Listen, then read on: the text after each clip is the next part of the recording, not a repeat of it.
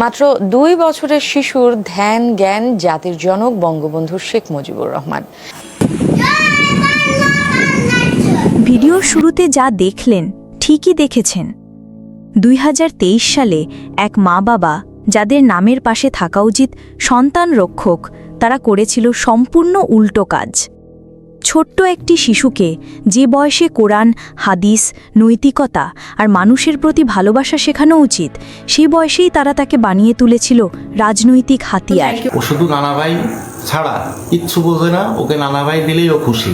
ওকে কেউ বঙ্গবন্ধুর কোনো ছবি, একটা পোস্টার, একটু ব্যানার কিংবা কোথাও একটু নানা ভাইয়ের ছবি দেখালো, ব্যাস। ক্ষমতার লোভে কিছু পাওয়ার আশায় তারা শিশুটির কোমল মস্তিষ্কে ঢুকিয়ে দিল একটি ব্যক্তির রাজনৈতিক পূজা, শেখ মুজিবুর রহমানের প্রতি অন্ধ আকর্ষণ।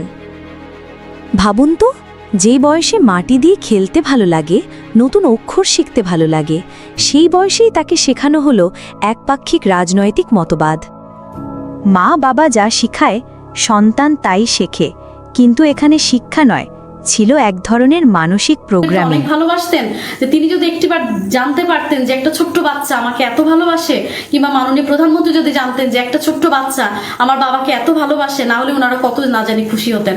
এই বাচ্চাটির মাথায় গেঁথে দেওয়া হয় শুধুই বঙ্গবন্ধুর পূজা। ফলাফল মানসিক বিকাশে অপূরণীয় ক্ষতি, সংকীর্ণ দৃষ্টিভঙ্গি এবং সত্যকে জানার দরজা চিরতরে বন্ধ হয়ে যাওয়া।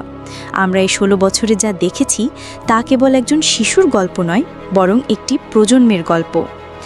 একজন কমেন্টে লিখেছে, চেতনা কোন লেভেলে পৌঁছে গেছিল ভাবা যায়, এভাবে চলতে থাকলে একদিন পেটের ভেতর থেকেও জয় বাংলা স্লোগান বের হতো।